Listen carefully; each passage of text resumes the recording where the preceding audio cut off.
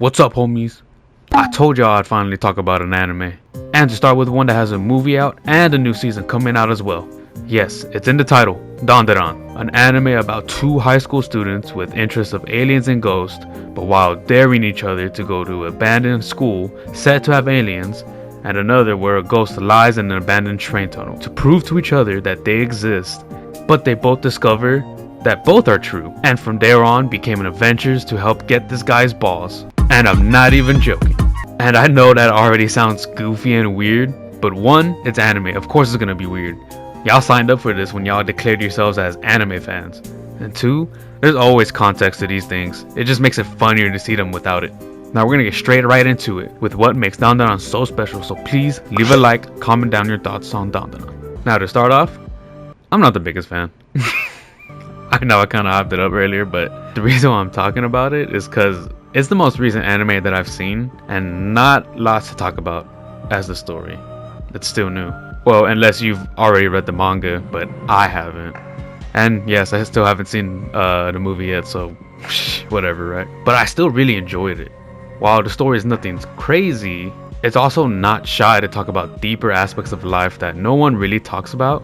And yes, this is one of my girlfriend's one of many obsessions at the moment, so she read the manga and everything. But to give a brief summary on the main characters, we have two, which is actually unique, as the way Dandadan is made, it's as if these two are the main characters and not just one of them leeching off of the other. But we start off with Momo Ayase, who just got dumped by some idiot who had hit her and is all upset and mopey by the fact that she's got dumped.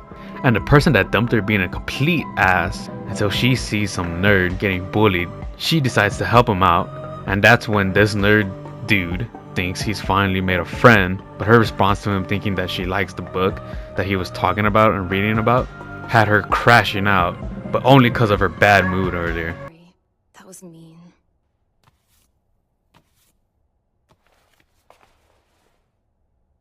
Here. I don't believe aliens are real, but I believe ghosts are. There's no such thing as ghosts. What kind of jerk goes and laughs at a girl when she's trying to relate to? And while arguing about which is cooler and more real, they dared each other to spend time at abandoned places with their respective goal to find out if they're both real or not. Which they do, but at the cost of the nerd dude getting possessed and his banana dong getting taken by this old ghost lady chick, and Momo getting kidnapped by some aliens. And from this point on, we get to team up with Momo and this nerd dude, which we find out the name at the end of the episode. My memory for names is awful. So, what'd you say yours was again? Oh, I'm Ken Takakura. And his name happens to be also the same name as a real Japanese actor Momo has a crush on.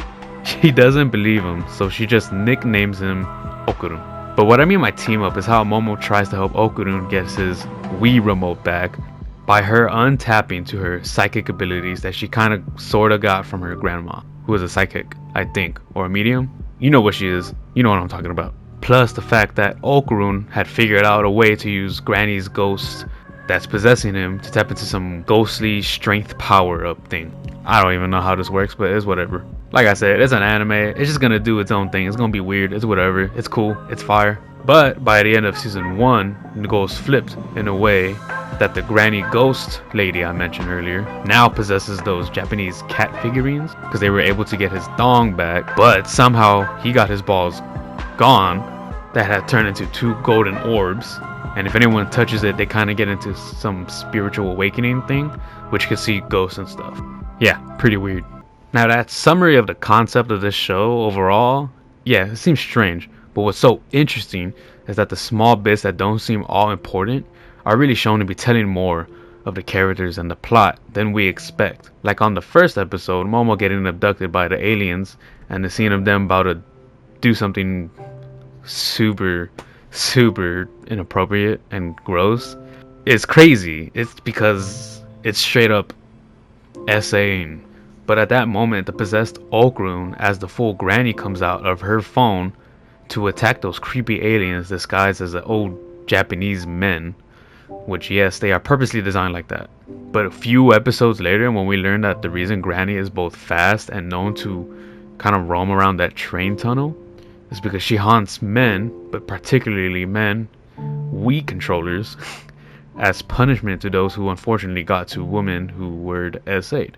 So this is not 100% confirmed, but it's pretty much implied that when Granny heard Momo trying to escape or was about to get whatever by the aliens over the phone, the Granny just appeared out of it to help Momo, with the help of Okrun as well, as he just wanted a friend. And Granny herself plays her emotions off as just her being lazy and wants to chill and hates all quote-unquote bratty kids.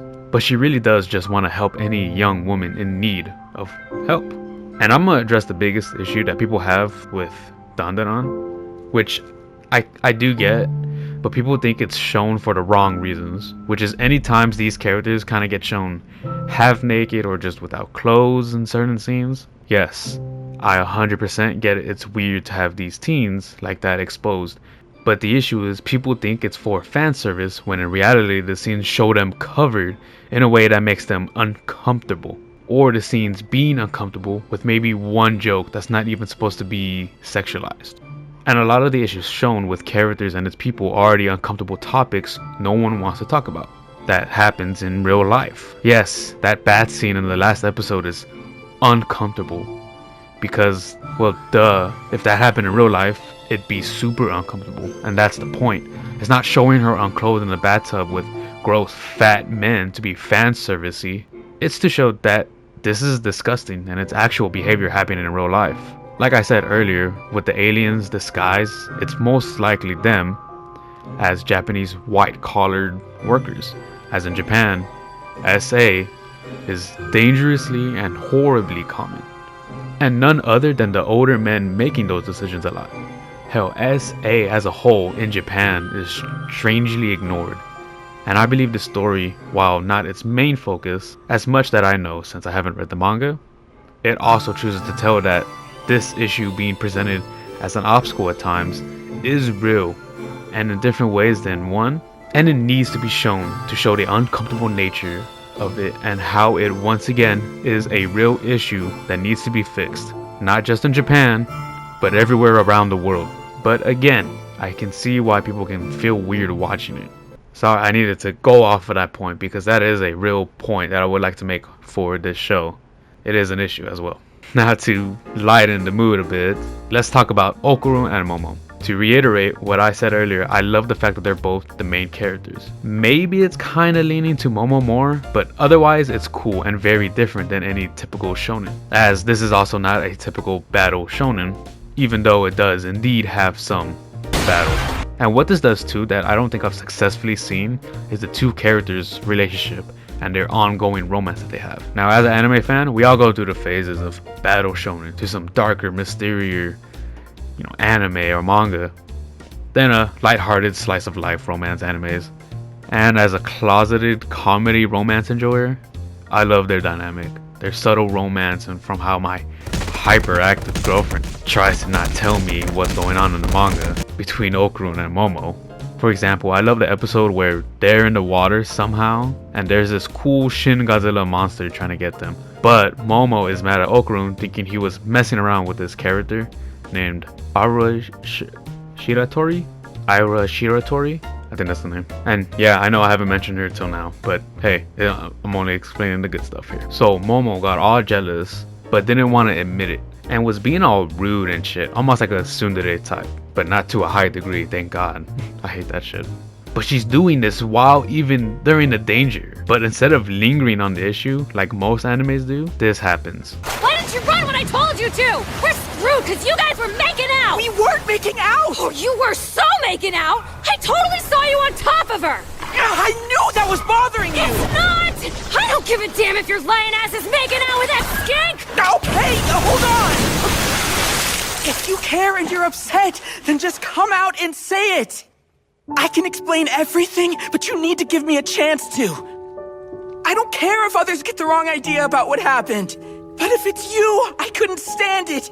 All that matters to me is that you understand.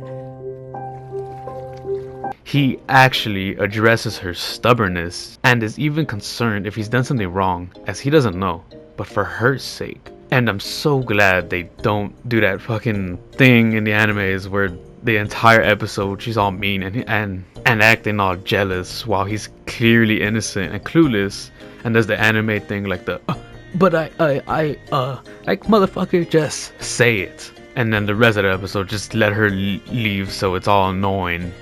But I also like the way they go off on each other, whether it's the light insults or the teasing. They just bounce off of each other so well. I mean, who could blame them, especially after experiencing the life-changing events together. That would make people want to bond closer. And lastly, to point out some key points about the show, is that they use a lot of real life or based on real life events or situations for the spooky and alien phenomenon. Like that sumo alien is sort of based on a real life thing. I'll show it here, but I gotta be honest, I don't remember exactly what it was, but I do know that sumo alien is based off of this. The Shin Godzilla reference also being like a Nessie or Loch Ness Monster reference as well. And I know there's many more from what my girlfriend keeps telling me, since she's all caught up on the manga, like I said. Now I know I'm skipping around some things, like some characters whose names I had to look up for the video because I don't remember, and maybe some plot points or the cliffhanger at the last episode that leads up to the movie. But I'm mainly focusing what makes this anime special, which is still shown and prominent in the manga, which is the relationship between these characters, the growing friendship that they make along the way, and the possible and most likely romance between the two main characters, while showing and kind of giving a voice to the real life dangers and disgusting nature of SA, and how it monsterizes it.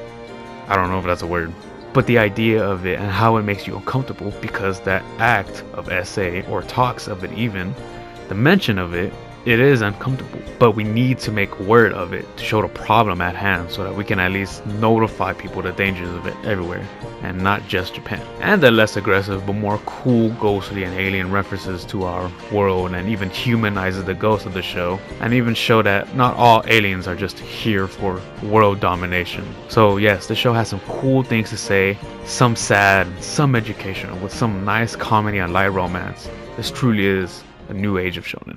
This show's honestly special in its own right, but wow, it's like, again, it's not my favorite type of anime. It has elements I really like. And I know my girlfriend loves this show so much.